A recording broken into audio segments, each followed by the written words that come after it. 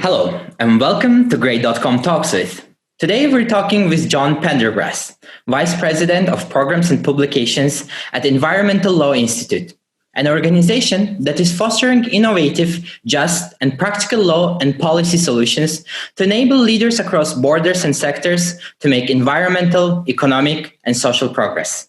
And if you're new to our podcast, please press subscribe button either on YouTube or your podcast app, because today we're going to learn about an organization that is making law work for people, places, and the planet.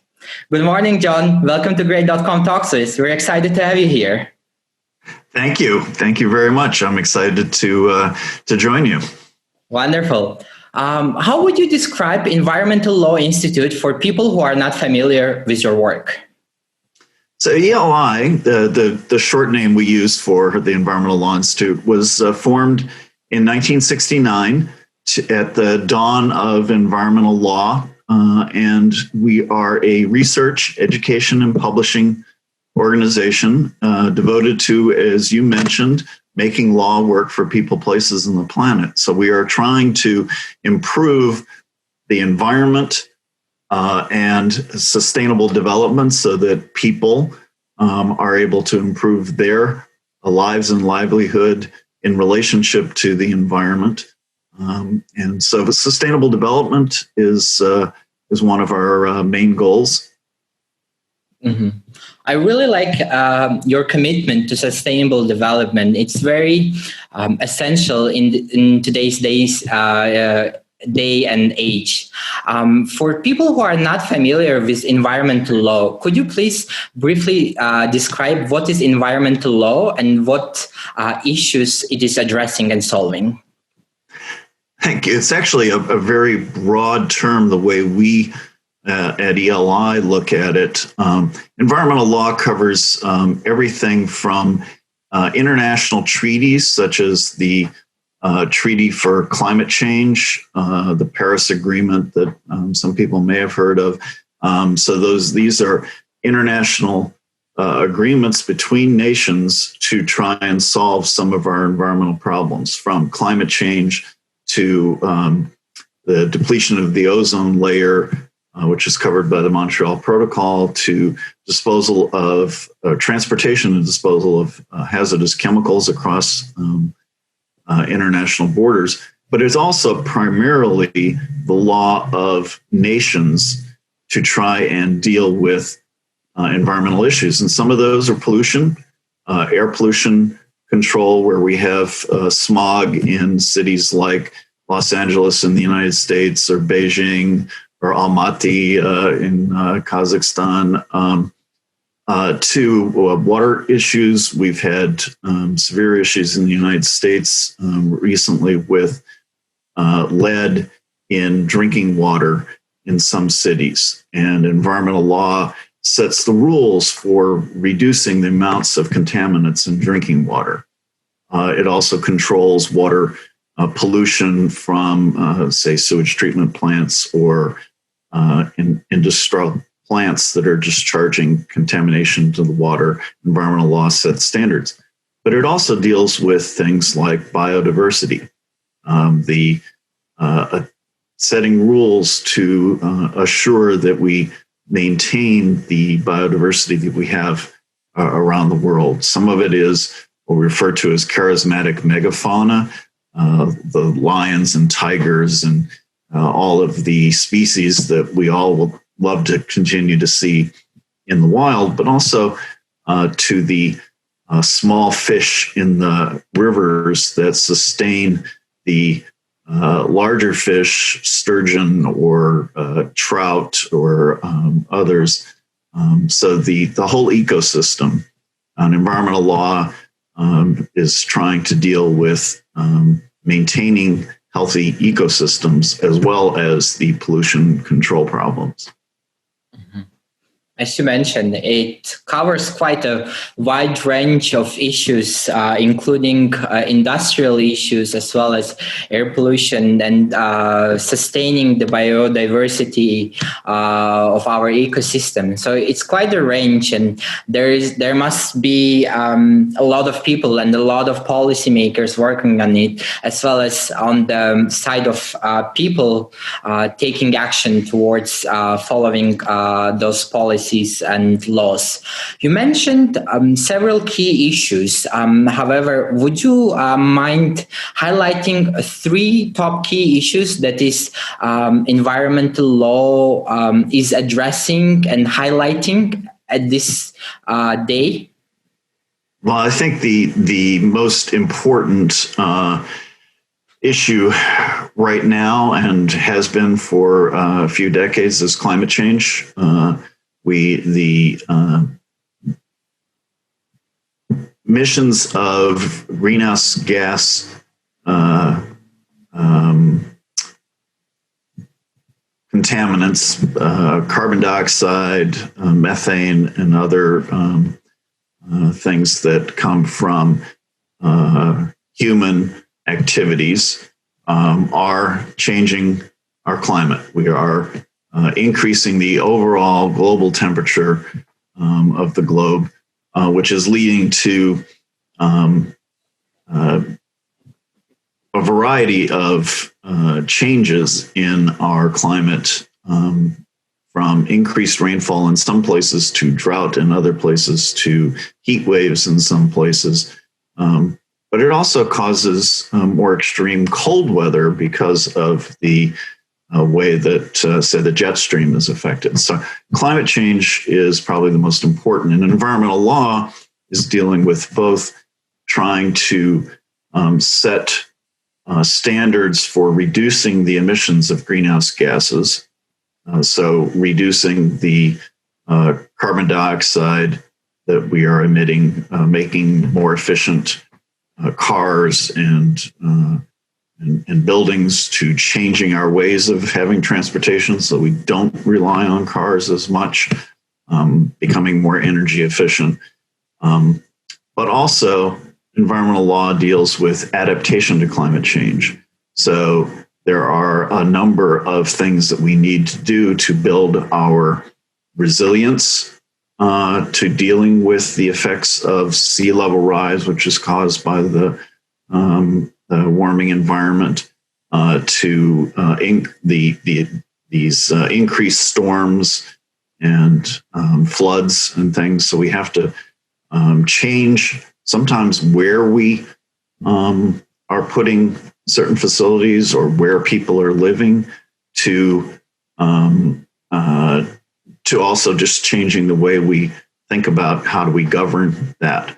One of the other issues that's going to come up with climate change has already started to some degree, and environmental law is part of dealing with the migration of people, because we have in low-lying countries or areas in the United States, it may be in South Florida, in Bangladesh, much of the country is very low-lying, and sea level rise is going to eliminate the areas where some people live.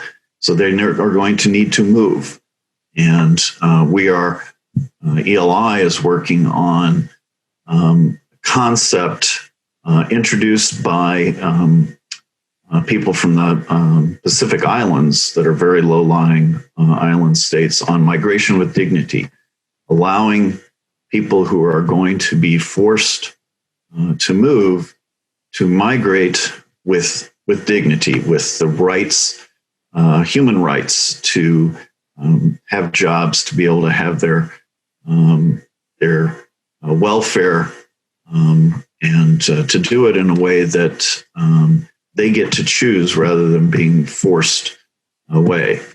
Another issue that we are very much working on is rights to water.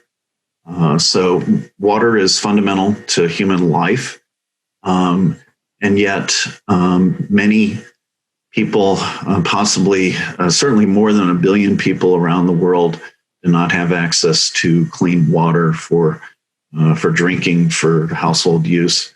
And though they may have access and rights to the land that they farm or graze, they may not have rights to the water. So we are working with other organizations on researching and then trying to provide a foundation for what are the rights that people should have to access to water.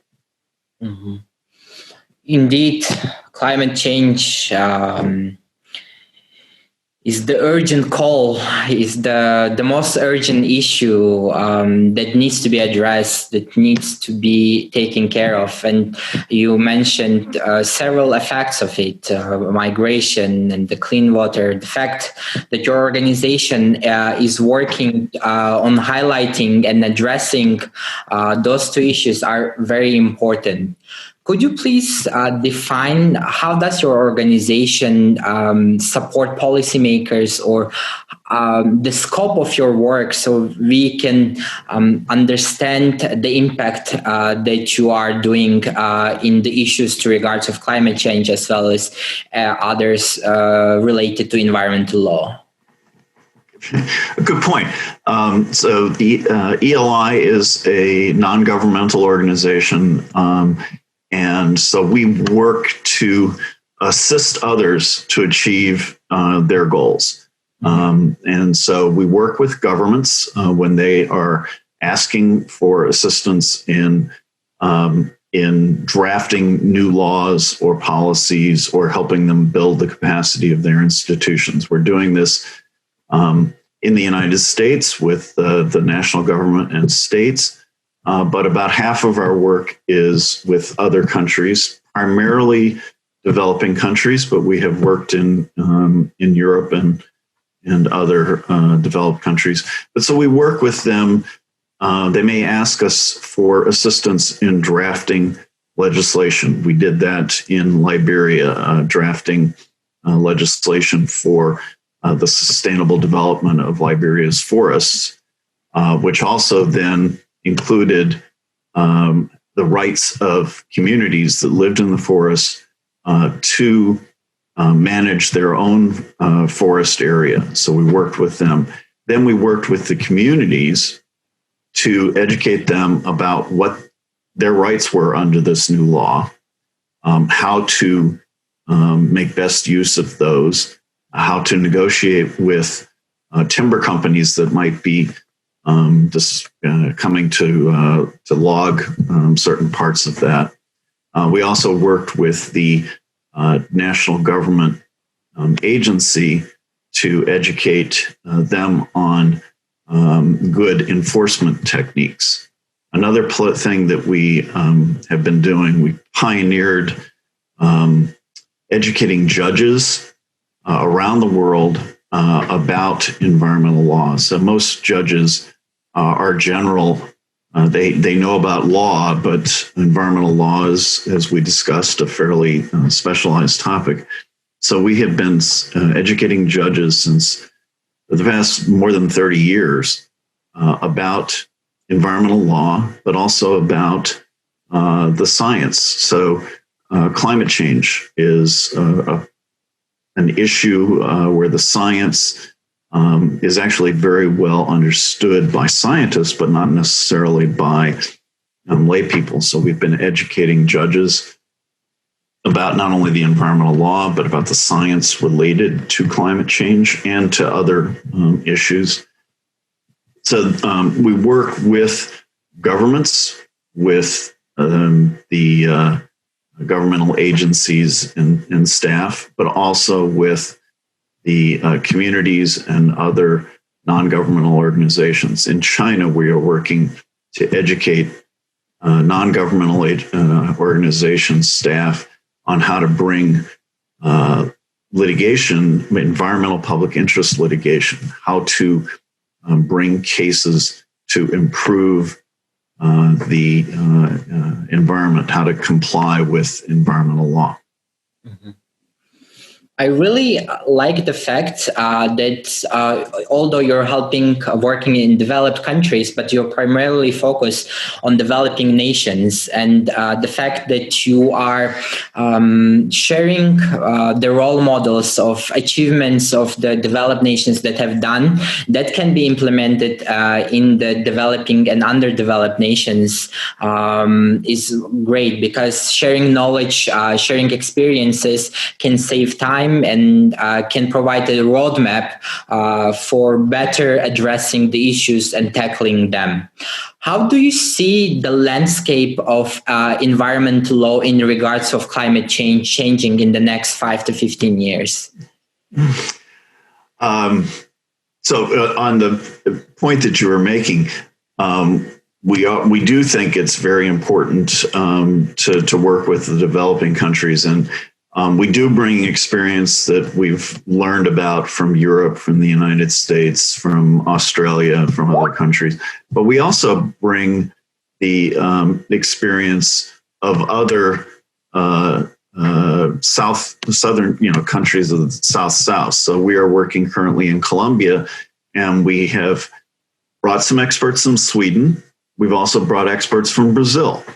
So we think it's important to bring experience, and Brazil has some excellent lessons for people to learn from.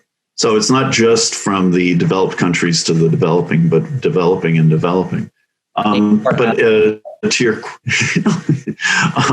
your question about how I see things developing on climate change law, it was certainly encouraged by the Biden administration in the U.S. Rejoining the Paris Agreement.